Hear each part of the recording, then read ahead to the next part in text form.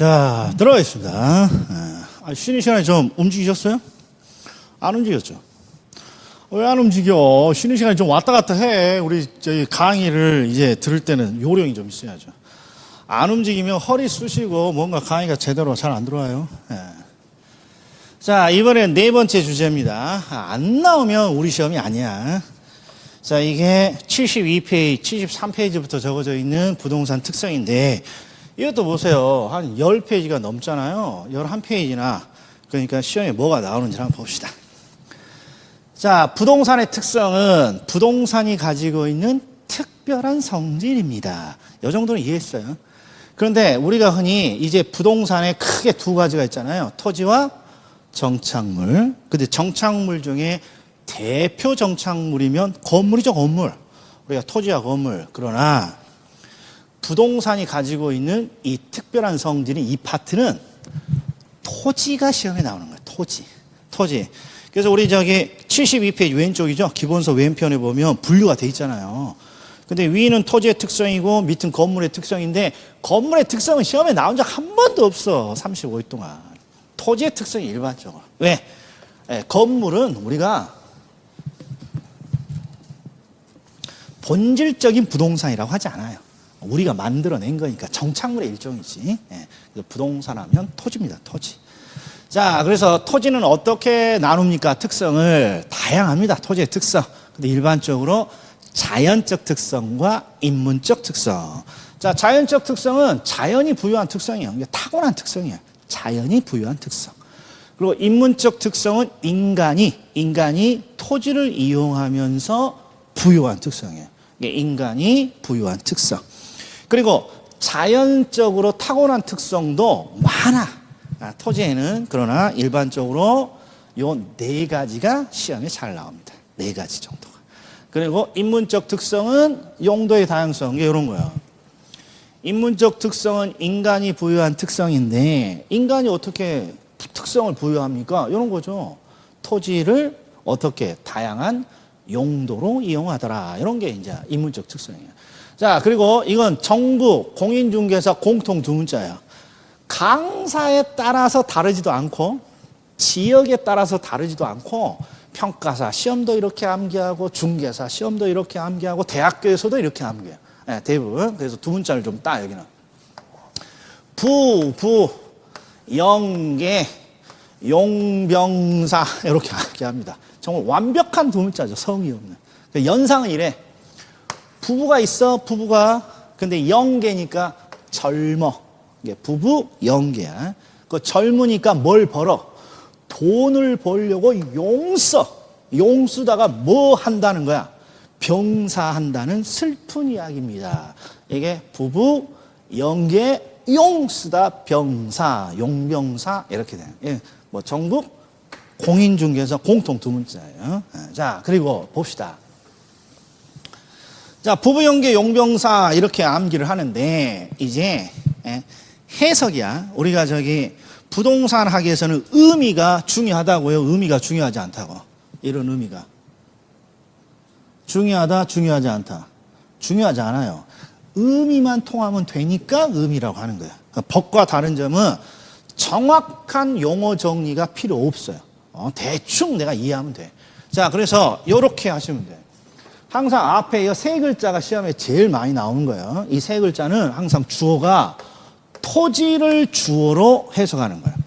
이게 부동은 움직이지 않는다는 거니까 토지는 움직이지 않는다. 이런 거고. 그리고 부증은 양에 대한 문제예요. 양. 토지의 양은 증가하지 않는다. 이런 거고. 그 토지의 영속성은 토지는 영원 불멸의 재화이다. 소모되거나 달아지지 않는다는 거야. 그리고 토지의 개별성은 토지는 다 다르다라는 거야. 토지가 다 개별적입니다. 개별성을 가지고 있습니다. 이 말은 토지는 다 다르옵니다. 요 정도면 충분합니다. 토지는 부동. 요쪽은요. 한번 해볼까요? 요쪽은 인간이 주은 거예요. 그래서 부동성은 토지는 움직이지 않는다. 따라서 인간은 이동시킬 수 없다. 이런 식으로 번역이 되는 거예요. 그리고 토지의 양은 늘어나지 않는다. 따라서 인간은 생산할 수 없다. 토지를. 토지는 영속적인 재화이다. 따라서 인간은 토지를 소모시킬 수가 없다. 이런 식으로 번역을 하는 거예요. 토지는 개별적이다. 다 다르다. 따라서 인간은 토지를 다른 토지로 대체시킬 수 없다. 자, 요 정도 의미 파악이면 돼요. 의미 파악이면. 자, 요거 나중에 하죠. 그럼 이제 시험에 뭐가 나오니? 의미가 나오는 게 아니라 요놈이 핵심이에요. 요놈이. 이게 부동산 학자들이 요 부동산의 특성이라는 파트를 만든 이유는 이 빠생 현상이야. 빠생 현상. 대표님 한번 볼까요? 이런 거예요. 이런 거. 우리 일반 동산의 시장은 현재 어떻게 존재하느냐? 이마트, 홈플러스, 24시간 편의점, 이게 구체적인 장소, 매장 이런 걸로 설명이 되는데 우리 부동산 시장은 여전히 어디를 기반으로 해요? 지역이죠. 뭐 강남시장이냐, 강북시장이냐, 동탄 1지구냐, 2지구냐 이렇게 지역을 기반으로 한단 말이에요. 그러니까 출제자들이 물어보는 거야. 아니 왜 부동산 시장은 말이야 지역을 기반으로 설명이 되니? 그러면 이유가 요걸 들어주는 거예요. 부동산이 가지고 있는 특별한 성질에 의해서 그런 현상이 나타나는 것입니다. 그래서 지역적인 시장은 이 중에 어떤 특성에 기반하는 것이니 이게 빠생 현상이에요. 그래서 여기는 우리가 흔히 부동산 학에서는 단순 암기 주제예요. 시험은. 그러나 오늘은 이해하는 데 초점을 해보자고요. 자, 해봅시다. 자, 항상 부동성이라는 건 토지가 움직이지 않는다는 거예요. 이유가 뭡니까? 토지의 장소가 고정되어 있기 때문이죠. 그리고 시험은 뭐가 나온다? 이 부동성이라는 특성이 어떤 현상을 빠생시킵니까? 그러면 제가 여기다가 이렇게 나열해 놨어요. 그럼 이게 연상이야. 봐봐. 토지는 장소가 고정되어 있어요. 그래서 항상 부동성은 장소라는 개념이 꼭 들어가 있어요. 장소. 근데 여기서 장소라는 개념이 뭐니? 이거란 말이야, 이게. 지역. 그래서 지역이라는 어떤 문구가 들어가 있으면 얘는 장소라는 의미를 갖고 있는 부동성에 의해서 뭔가 파생된 현상이에요. 자, 이런 거요. 자, 토지는 왜 시장이 지역을 기반으로 합니까? 그러면 토지는 장소가 고정돼 있어요. 그러니까 마트 같은데 진열을 할 수가 없죠. 그러니까 결국 어떤 일이 벌어지니? 토지는 자신이 속한 지역이 하나의 시장 역할을 하게 되는 거예요. 그러니까 동산은 움직이니까 마트에다 진열하면 그냥 마트가 시장이야. 근데 토지는 움직이지 않는 거니까 자신이 속한 지역이 하나의 시장 개념을 갖고 있는 거예요. 그래서 지역적인 시장이죠. 자, 그리고 지역적인 시장이니까 지역을 분석하는 게 맞겠고, 그 다음에 또 토지와 같은 부동산은 움직이지 않잖아요. 그래서 우리가 어디로 가야 돼? 현장에 가서 토지를 보는 현장 활동이 중요하죠. 그 현장에 간다가 임장이야. 그러니까 현장은 현장을 뜻하는 거고 현장에 간다 이게 임장이에요. 임장이라고 해요. 그래서 우리가 중개 실무에서 야, 너 저기 아파트 임장 간다 그러면 뭐라고 표현하면 돼? 현장 간다 이런 뜻이에요. 그래서 일단 시험에서는 장소라는 개념이 나오면 어디와 연관되어 있다? 장소가 고정되어 있다는 부동성과 연관되어 있어요. 그래서 우리는 딱 요거 하나만 암기하면 돼. 요거 하나만. 자, 저는 이 외부 효과를 어떻게 암기합니까? 그러면 여기다가 액센트를 줍니다. 여기다가. 왜 뿌 효과 이렇게. 액센트를 줘. 왜 뿌 효과? 이게 부를 강조했죠? 그럼 부를 강조하게 되면 부자가 들어가 있는 게 자연적 특성 중에 부자가 들어가 있는 게 딱 두 개야. 부동성 아니면 부증성. 근데 대부분 요거 들어요. 부동성. 부자만 연상 코드를 갖고 있습니다. 자, 그럼 외부 효과가 뭔지 한번 보죠. 외부 효과. 자, 외부 효과는 외부 환경의 영향을 받는다라는 거예요. 외부 환경의 영향을 받는다. 외부 효과. 그런데 부동산 시장은 이 외부 효과가 강력해요. 강력해. 예를 들어 한번 들어볼게요. 우리가 토지 말고 아파트로 해봅시다. 자, 내가 거주하는 아파트가 있는데 내가 거주하는 아파트 외부에 쓰레기 하치장이 들어옵니다. 그러면 쓰레기 하치장이 아파트 활동이나 가격에 분명히 영향을 주죠. 이게 외부 효과야. 근데 이 외부 효과가 부동산에 왜 중요하냐 그러면 너무나 강력해. 이거 봐봐요. 내가 거주하는 아파트인데 옆에 쓰레기 하치장이 들어오는데 그럼 어떤 일이 딱 예상돼요? 아파트에 있는 주민이 머리띠 싸매고 다 나와. 이건 어떤 자식이 결정했냐? 너 다음에 국물도 없다. 너 뽑아주지 않겠다. 이런 식으로. 부동산이 외부 효과가 강력하게 작동을 해요. 자, 그런데 왜 외부 효과가 강력하게 작동을 하니? 그러면 나의 장소가 고정되어 있기 때문에 그래. 나의 장소가. 그러니까 이건 이제 부동산이고 우리 외부 효과 이해 가장 큰 건 우리가 이제 강의를 들을 때요, 강의. 옆 사람이 커피를 이렇게 하나 들고 와요. 여기 강의실이 이제 꽉 차 있는데 내 옆 사람이 커피를 이렇게 딱 들고 와. 그러면 커피를 딱 들고 오면 커피 냄새가 나한테 와, 안 와? 커피 냄새가 나죠. 근데 둘 중에 하나야. 커피 냄새가 좋으면 커피 냄새 좋다. 이렇게 좋은 영향을 받을 수 있지만 어떤 사람은 커피를 굉장히 싫어해. 아침부터 재수없게 커피 이렇게도 생각할 수 있잖아요. 아무튼 영향을 받아. 근데 왜 이렇게 내가 영향을 받습니까? 그러면 내 자리가 고정되어 있기 때문에 그런 거예요. 커피에 나는 별로 좋은 영향을 안 받습니다. 그러면 다른 데로 이동을 하면 되잖아.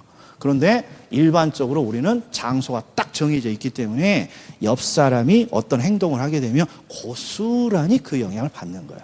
그래서 나의 장소가 고정되어 있기 때문에 외부의 영향에 고스란히 노출되어 있다. 이게 부동산 학자들의 논리인 거예요. 예. 자, 그래서 부동산 요 두 가지만 딱 기억하죠. 부동산 시장은 지역을 기반으로 합니다. 이유는 장소가 고정되어 있으니까. 그 다음에 현장이 중시됩니다. 장소가 고정되어 있으니까 우리가 현장에 가야죠. 그리고 외부 효과. 예전에는 얘가 제일 많이 나왔어요. 자, 그 다음에 부중성이야. 부중성은 양에 대한 문제예요. 토지의 양은 증가되지 않는다는 거예요. 근데 여기는 딱 두 가지 정도만 기억하면 돼요.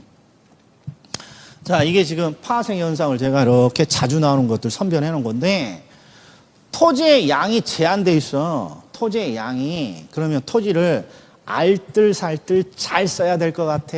대충 써야 될 것 같아? 잘 써야죠. 그게 바로 여러분이요. 토지를 집약적으로 이용하고요. 토지를 집약적으로 이용하고요. 토지를 가장 유효하게 이용해야 돼요. 이렇게요. 연산 코드는 뭐니? 그러면 부중성은 찌읒자가 있어. 찌읒자가. 근데 집약에도 찌읒자가 있어. 최유효 이용에도 찌읒자가 있어. 그래서 얘가 일명 찌읒인 거예요. 찌읒. 그러니까 이런 것들은 그냥 이해했으면 집약 찌읒 부중성. 최유효 이용 찌읒 부중성. 이렇게 되는 거죠. 이렇게. 자, 그러면 잠시 자, 76페이지 한번 보세요. 76페이지에 요 29의 기출이 있어. 76페이지에. 우리 제목 한 번만 볼까요? 자, 73페이지 한번 보세요. 그냥 넘어가기 조금 그렇네. 73페이지 보면 부동성이라고 돼 있죠. 자, 뭐 체크하느냐 그러면 양가로 2번. 부동성으로부터 파생되는 특징. 자, 동그라미 1번. 동산과 부동산을 구별하는 기초적 근거가 됩니다. 이것도 시험에 한번 나왔습니다. 아니, 동산과 부동산을 구별하는 기준은 하나는 움직이는 놈, 하나는 안 움직이는 놈. 그러니까 부동성이죠. 그 다음에 동그라미 2번이 중요한 게 아니라, 동그라미 2번이 중요한 게 아니라, 기억번. 동그라미 2번의 기억. 맨 끝에 지역시장 보여요? 지역시장. 이거 잘 나오죠, 기억이. 그 다음에, 한 장을 넘기세요. 74페이지. 동그라미 3번에 임장활동 보여요? 임장활동. 현장에 간다. 이게 임장활동이에요. 그 다음에 4번에 외부효과. 외부효과. 이 정도 체크하시면 돼요. 그리고 오른쪽에 75페이지 보면 부중성 있죠? 부중성에서 동그라미 1번 물리적 경제적 공급은 조금 논점이죠. 상급 논점이니까 뭐만 좀 체크하냐? 76페이지. 한 장을 넘기면 76페이지에 3번 집약적인 이용 나오죠? 집약적인 이용 3번. 요건 다 한번 읽어보시면 돼요. 특히 집약적인 이용을 보면 집약적인 이용에 이런 게 있어요. 최유효 이용. 이런 것도 밑에 있어요. 5번에 있네. 동그라미 5번. 동그라미 5번에 최유효 이용의 원칙 뭐 이런 게 있지 않습니까? 자, 그럼 이제 시험에는 뭐가 나오냐 한번 확인 한번 해봅시다. 중간. 이렇게 되어 있어요. 토지의 자연적 특성 중 다음 설명과 관련되어 있는 특성. 근데 딱 보니까 첫 번째 점박이 뭐라고 되어 있어요? 집약화되어 있잖아요. 이게 찌읒 부증성 이런 식으로 맞춘다는 거죠. 이 정도면 된다. 자, 그리고 영속성이 이제 조금 이해가 좀 필요하다. 한번 봅시다.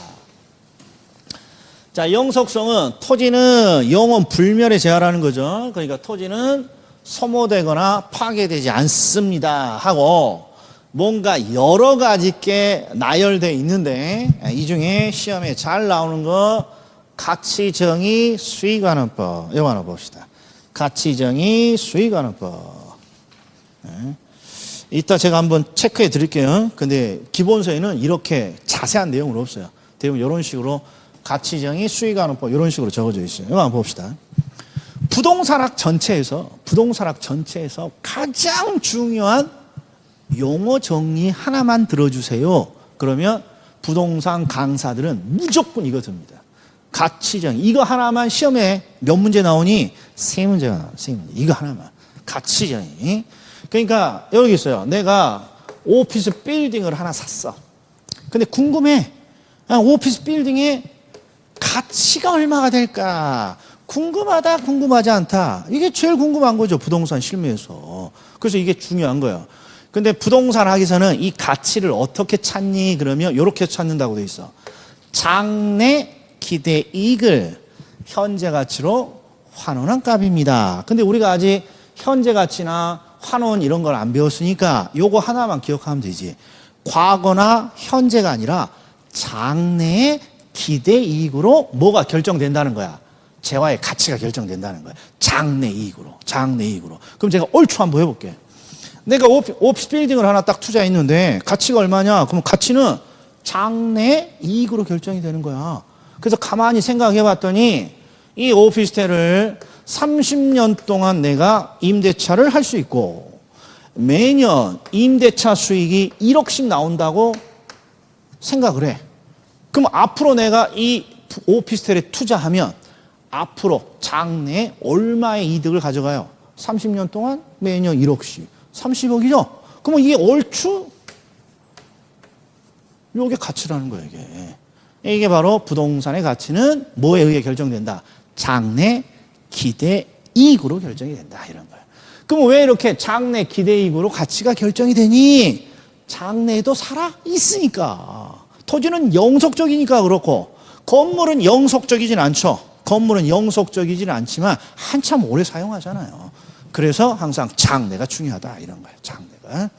자, 그리고 우리는 아직 평가론을 배우지 않았지만 자, 우리가 장래 기대 이익을 우리 평가론에서는 두 글자로 수익이라고 불러요. 그 가치정의가 환원이라고 되어 있죠. 그러니까 요걸 요렇게 따면 수익 환원이라는 표현이 나와요. 이 수익 환원법이라는 게 우리가 배우진 않았지만 그렇죠. 이 가치정의로부터 파생된 감정 평가 방식이에요. 그래서 가치정의는 반드시 암기해 줘야 돼요. 장래 기대 이익을 현재 가치로 환원한가. 요건 익숙치 않더라도 부지런히 암기해 줘야 돼요. 자, 그리고 또 봅시다.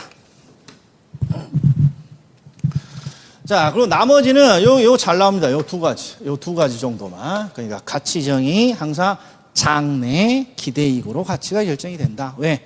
토지는 영속적이니까. 자, 그리고 감가의 부정은 이해가 되죠? 감가가 되지 않습니다. 토지는 소모되거나 파괴되지 않는 영속적인 거니까. 그리고 이런 거 한번 해볼까요? 자, 이런 것들은 기본서에 없는 건데 가끔씩 나온다고. 물리적 감가가 뭐야? 우리 물리적이라는 표현을 언제 들어봤냐? 우리 복합 개념을 크게 물리적, 경제적, 법률적 이렇게 세 가지로 나누죠. 근데 경제는 소비 생산과 관련된 거고 법률적 개념은 법률과 관련된 거고 항상 우리 머릿속에서 추상적인 게 물리적이란 뜻이란 말이에요. 그럼 물리적이다 그럼 뭐야 이게? 항상 외형으로 판단되는 개념인 거예요. 요거 하나만 기억해줘. 그럼 물리적 강가가 뭡니까? 외형적 강가야. 외형적 강가. 뭘 보고 알 수 있니? 아침에 올 때 거울을 보잖아. 아침에 올 때. 아침에 올 때 거울을 딱 보면 20년 전이랑 지금이랑 어째 달라 보여? 똑같아. 완전 달라. 그게 물리적 강가야. 외형적으로 뭔가 소모되거나 달아지는 거. 이런 것들이 물리적 강가야. 근데 토지는 물리적 강가가 부정이 되겠죠. 외형적으로 달아지지는 않잖아요. 자, 그런데 건물은 어떻게 돼요? 건물은 물리적 강가가 있다 없다? 있지. 건물은 달아지니까. 외형적으로 달아지니까. 그러나 토지만큼은 물리적 강가가 부정됩니다. 감가의 부정. 그 다음에 자본이득이야. 이 자본이득은 가격 상승의 이득이에요. 우리 시험에 최근에 이게 3번이나 나왔는데 자본이득이라는 건 돈으로 얻는 이득이에요. 돈의 이득. 이게 가격 상승 이득이에요. 이 가격 상승의 이득을 우리 경제학에서 자본이득이라 하는데 시험에 이렇게 나온 적이 있어. 토지는 말이야. 토지는 가격 상승의 이득이라는 자본이득을 거의 확실히 얻어. 이게 핵심이야. 거의 확실히 얻을 수 있어. 이런 거야. 거의 확실히 얻을 수 있어. 이런 거야. 그래서 물어보는 거야. 왜 토지는 말이야. 가격 상승의 이득인 자본이득을 거의 확실히 얻니? 이렇게 물어보는 거야. 그러면 이거야. 토지는 소모되지 않으니까 가격이 오를 때까지 기다릴 수 있다? 이게 정답인 거예요, 이게. 그러니까 배추 같은 거야. 농산물에 뭔가 투자하는 사람도 있어. 가격 상승을 위해서. 근데 농산물의 자본이득을 얻고자 투자를 했으면 이건 불가능할 수도 있단 말이에요. 왜? 농산물을 곧 있으면 썩어버리니까. 근데 토지와 같은 경우는 소모되지 않는 영속적인 제한이니까 가격이 오를 때까지 뭐 할 수 있다는 거야? 기다릴 수 있어요. 이런 거예요. 기다릴 수 있어요. 자, 그래서 시험에 자주 나오는 거 제가 4가지를 들었죠. 그래서 이런 것들은 저한테 뭐 앞으로 강의를 들지 안 들을지는 모르지만 저는 이렇게 암기를 해요. 잘 나오는 게. 감자, 가수. 이게 요새 잘 나오는 4가지. 감은 감가의 부정. 자는 자본이득. 가수는 가치정의 수익관원법. 수익관원법이 뭔지 몰라도 일단 암기해놔. 다 피가 되고 살이 되는 거니까. 가치정의 수익관원법. 가치정의 수익관원법. 자, 77페이지에 제가 한번 찍어드릴 테니까 봐요. 77페이지 양가로 2번. 77페이지 양가로 2번. 영속성으로부터 파생되는 특징. 동그라미 1번. 뭐의 부정? 감가상각의 적용 배제. 감가의 부정. 그다음에 동그라미 4번에 장기적 배려 있죠? 동그라미 쳐. 동그라미 4번에 장기적 배려. 즉 장래를 고려해야 된다는 뜻이에요. 이 장기적 배려라고 되어 있잖아요. 이게 장래를 고려해야 된다는 거예요. 장래를. 자, 그중에 디귿번. 부동산은 장기 투자를 통해 소득 이득과 무슨 이득? 자본 이득을 얻을 수 있다. 그다음에 리을번. 토지의 영속성은 미래 수익을 가정하고 가치평가. 그 다음에 직접환원법이 수익환원법이에요. 이게. 직접환원법이. 예. 가치, 직접환원법. 이런 것들이 있네요. 예. 자, 그 다음에 78페이지를 한 장 넘겨봐요. 자, 예제를 보시면 이게 30회 기출이 있죠? 이것도 한번 볼게요. 토지의 자연적 특성 중 다음 설명과 모두 관련되어 있는 거. 근데 이제 2번째 점박이에 뭐가 탁 보여요. 자본이득 보여요? 자본이득? 그럼 뭐 영속성이지. 뭐 감자, 가수, 자본이득. 자, 그 다음에 개별성. 개별성 크게 뭐 할 건 없어요. 토지는 다 다르다라는 뜻이에요. 토지는. 그리고 파생 현상을 이렇게 제가 이렇게 해보면 항상 토지는 다 다르게 취급하니까 대체성, 다른 말로 유사성이 부정됩니다. 자, 그리고 이런 것들을 한번 번역 한번 해봐요. 이런 것들. 이런 게 이제 기본서에 들어가 있는데. 자, 개별성은 토지는 다 다르다라는 거예요. 그러면 토지의 수익과 가격도 다 다르다. 이런 게 개별화 이런 뜻이에요. 토지가 개별적이다, 다 다르다 이렇게만 번역해 주면 돼요. 자, 그 중에 시험에 잘 나오는 게 이 일물일가 법칙의 부정이에요. 일물일가. 자, 무슨 뜻이니? 우리 시장에 라면을 하나 사러 갑시다. 라면. 그러면 라면이 라면 딱 한 종류만 있어요. 5만 7천여 가지가 있어요. 마트에 5만 7천여 가지가 있어요. 뭐 신라면, 진라면, 뭐 오뚜기, 뭐 짜파구리, 뭐 너구리 많잖아요. 그런데 이게 시장에서 라면이라는 구체적인 제한을 보면 다 회사마다 다른 상품이야. 그런데 어떤 특징이냐? 비슷한 가격 수준을 가지고 있어요. 비슷한.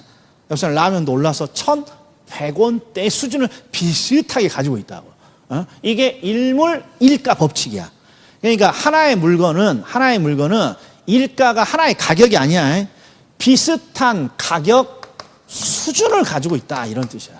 수준을 가지고 있다. 근데 토지 봐요. 토지는 뒤에다 토지라는 용어가 붙어 있지만 강남 토지냐 속초의 토지냐 이게 비슷해. 천지 차이야. 천지 차이죠. 그래서 토지의 경우에는 같은 토지라고 되어 있지만 일물일가의 법칙이 적용되지 않습니다. 이런 거죠. 이런 게 일물일가 부정의 법칙, 개별성입니다. 뭐 암기 코드는 일물일가 하다 보면 이게 꽤 같잖아. 개별성이겠네. 뭐 이런 식으로 오는 거죠. 이 정도. 자, 그러면 이제 자연적 특성에서 자주 나오는 거 네 가지를 한 거죠. 부부, 연계. 한번 다시 한번 볼까요? 자, 여기서부터. 토지의 자연적 특성에서는 부부 연계에서 부동성, 부증성, 영속성, 개별성. 이게 부부 연계예요. 그리고 시험은 뭘 내니? 이런 특성이 어떤 현상을 빠생시켰습니까? 이런 거야. 그런데 한꺼번에 암기를 하려고 하지 말고, 자, 항상 부동성은 장소가 고정되어 있다는 뜻이야. 그러니까 움직이지 않는 거야. 그래서 장소라는 내용이 나오면 다 부동성이랑 관련돼 있어요. 장소의 대표적인 게 지역. 이게 장소란 말이에요. 지역이 장소 같아, 장소 안 같아? 큰 장소지. 그러니까 지역이라는 문구가 나오면 이게 부동성이에요. 그 현장, 장소를 뜻하는 현장, 임장 나오면 부동성이고. 그리고 외부 효과는 암기를 좀 해야죠. 왜? 뿌 효과 이런 식으로 연상을 좀 해야 되고.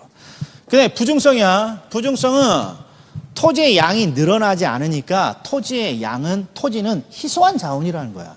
그러니까 알뜰살뜰 잘 써야지. 그게 바로 집약적이고 최유효형입니다. 연상 코드는 뭐야? 부증 찌읒 나오면 집약 찌읒 최유효 찌읒 이렇게 나오는 거야. 그 다음에 영속성은 토지는 영속적인 제하죠. 그리고 요새 잘 나오는 게 네 글자가 감자가수라는 거예요. 감가의 부정, 자본이득의 근거, 가치정의, 수익환원법. 이런 것들은 암기를 하나 해놔야 돼요. 특히 부동산의 가치, 항상 부동산의 가치는 뭐에 의해 결정이 된다? 현재나 과거가 아니라 장래 이득으로 결정이 되는 거죠. 장래 이득으로. 이 부동산에 투자했을 때 장래 얼마의 이익을 나에게 안겨줄 것이냐. 장래 기대이익. 자, 그리고 개별성은 다 다르다라는 거니까 대체성이 부정되고 대표적인 게 일물일가.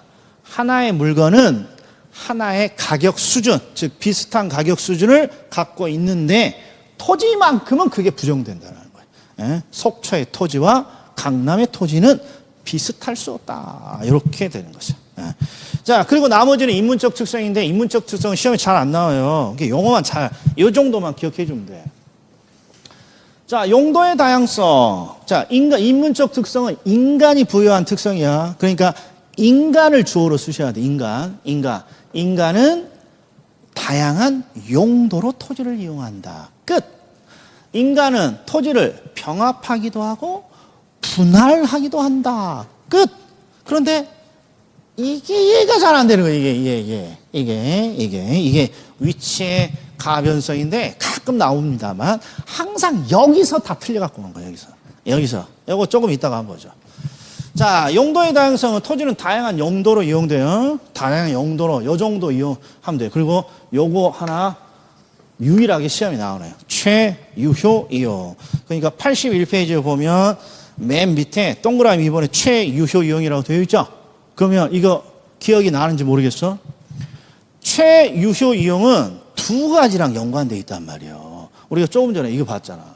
찌읒. 그러니까 부증성과 연관이 되어 있고, 이번에는 두 번째는 이응이니까 이게 용도의 다양성과 연관이 되어 있더라, 이런 거야.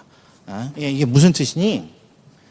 최유효 이용은 우리가 시험에는 자주 안 나와서 강조를 하지 않지만 부동산학에서 가장 중요한 용어 중에 하나예요. 최유효 이용. 최유효. 그래서 이 최유효 이용만 거의 한 챕터야. 부동산 이론에서는. 근데 이제 시험에서는 그게 나오지 않는단 말이에요. 다만 왜 이렇게 최유효 이용이 중요하니? 그러면 첫 번째, 부증성을 들어. 자연적 특성에서는 양이 늘어나지 않고는 희소한 자원이니까 알뜰살뜰 잘 써야지. 그게 최유효 이용이에요. 근데 인문적 특성에서는 이래. 인문적 특성에서는. 자, 토지는 딱 하나야. 나의 토지라고 해봅시다. 나의 토지는 딱 하나인데 내 토지가 딱 하나지만 다양한 용도로 이용할 수 있어. 그러면 이왕이면 어떻게 이용해야 돼? 내 토지를 최유효 이용해야죠. 그래서 이렇게 두 가지가 연관이 되어 있어요. 이게 유일하게 시험이 잘 나옵니다. 자, 그 다음에 병합 분할의 가능성은 우리가 아는 대로 토지는 병합도 되고 분할도 될 수 있습니다. 자, 그리고 요 놈 하나만 제가 설명을 좀 할게요. 인문적. 이거 나오면 무조건 다 틀려. 83페이지야. 83페이지. 근데 우리 기본서는 요새 추세는 반영을 하고 있지 않아요. 그냥 단순히 설명을 하고 있어. 그러니까 읽으면 제 설명이 들어가 있는 거야. 이렇게 제가 분류를 하고 있지 않지만 기본서가. 봐요. 우리가 인문적 위치가 있고 또 어떤 위치가 있습니까? 그러면 지리적 위치라는 게 있어요. 지리적 위치. 여기다 적어볼까요? 자, 위치라는 게 두 가지가 있어. 지리적 위치가 있고 인문적 위치가 있어요. 근데 지리적 위치는 뭘 뜻하냐 그러면 얘는 장소를 뜻해. 장소. 근데 인문적 위치는 장소를 뜻하는 게 아니라 중요도를 뜻한단 말이에요. 이게 그래서 어려운 거야. 봐봐. 사례를 한번 들어드릴 테니까. 자, 내가 회사에서 근무를 하고 있는데 전화가 옵니다. 삐삐삐삐. 야, 너 회사로 내가 놀러 갈 테니까 말이야. 너 위치가 어디냐? 이렇게 물어보면 장소를 묻는 거죠. 너한테 찾아갈 테니까 내비게이션 찍게 장소, 주소 좀 달라라는 거 아니에요. 그렇죠? 그게 이 장소가 지리적 위치라는 거예요. 지리적인 위치를 장소 이렇게 불러요. 부동산학에서. 그런데 친구가 이제 회사에 왔어. 친구가 회사에 왔어. 그리고 뭘 물어보냐? 야, 너 회사에서 지금 한 10년 근무한 것 같은데 회사에서의 너의 위치가 어디냐? 이렇게 물어봐. 회사에서 너의. 그러면 회사에서 나 5층 방 20개 있는데 5층 20개 방에서 끝에서 세 번째 이걸 물어보지는 않을 거 아니야. 회사에서 너의 하는 일이 뭐니? 너의 직급이 뭐니? 이런 위치를 묻는 거야. 이게 바로 중요도야. 중요도. 이게 위치는 장소라는 개념도 있지만 인간이 부여한 중요도라는 뜻의 위치도 있다 이런 거야. 이게 인문적 위치야. 근데 이제 핵심은 뭐니? 이 지리적 위치라는 장소는 고정되어 있죠. 이게 부동성이야. 부동성. 그런데 인간이 부여한 중요도는 고정되어 있을 것이다. 변화할 것이다. 변화한다고. 이게 바로 인문적 위치는 뭐 한다? 변화된다라는 인문적 위치의 가변성이라는 거예요. 이게 인문적 위치의 가변성. 이해했다?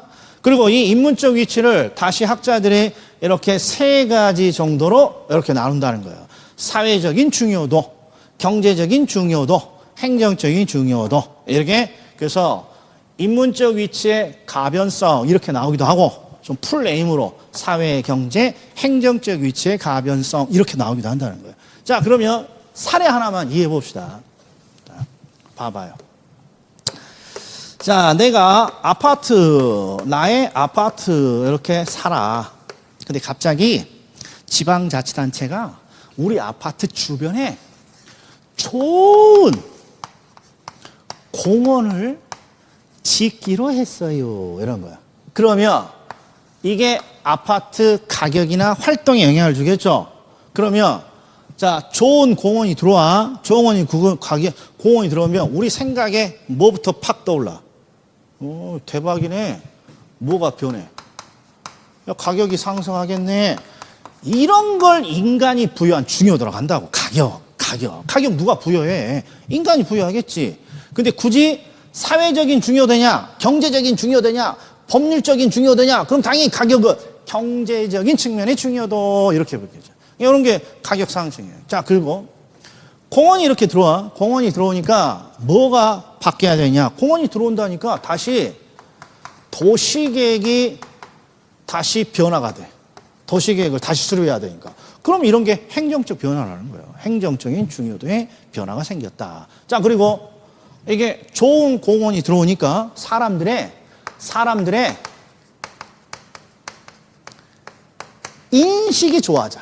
이 지역에 대한 사람들의 인식이 좋아져요. 뭐 이런 걸 우리는 사회적인 중요도, 사회적인 위치가 변화되었습니다. 이렇게 부른다 이런 거야. 이런 걸 우리는 뭐라고 부른다? 사회, 경제, 행정적 위치 또는 인문적 위치의 가변성 이렇게 되어 있는 거죠. 대충 삐로죠? 이 정도만 기억하면 돼요. 자, 그러니까 오른쪽 봐봐. 오른쪽 기출 한번 날개. 이게 중개사, 평가사 시험 다 합쳐서 가장 많이 틀린 내용이야. 오른쪽 기출이 날개. 자, 읽어볼 테니까 잘 봐요. 토지의 인문적 특성 중 도시계획의 변경, 공업단지의 지정 등은 위치의 가변성 중에 사회적 위치가 변하는 A다. 평가사 기출이죠? 뭐가 틀렸을 것 같아? 다시 봐.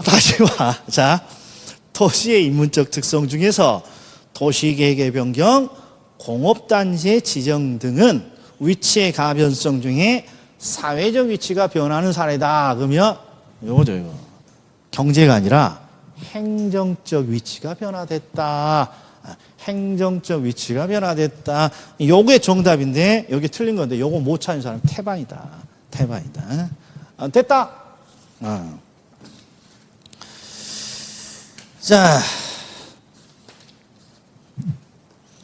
자, 그러면 이번 시간 이번에 어디로 가느냐? 자, 오늘 퇴근 안 해. 자, 우리 강의 시작한 지 한 40분 됐나요? 40분? 자, 바로 강의하기는 뭐 하니까 한 7분만 딱 쉬었다가 제가 딱 20분짜리 하나만 할 거예요. 20분짜리. 그리고 경제론을 다음 주에 할 건데 이제 뭘 좀 한번 준비할지 제가 좀 알려드리겠습니다. 자, 7분만 쉬겠습니다. 7분.